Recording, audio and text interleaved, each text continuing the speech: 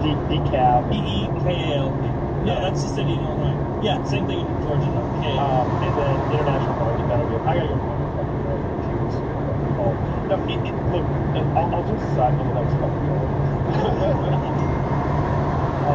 Is it called the World Park? Okay, cool. This is oh, you fucking idiot. That is fucking idiot. Actually, that's pretty legit. I'm going to full screen. Like, so what I was gonna say was, I'm walking through the produce section. This, and I don't recognize 40%. Like 40% of it is not like the things you're used to.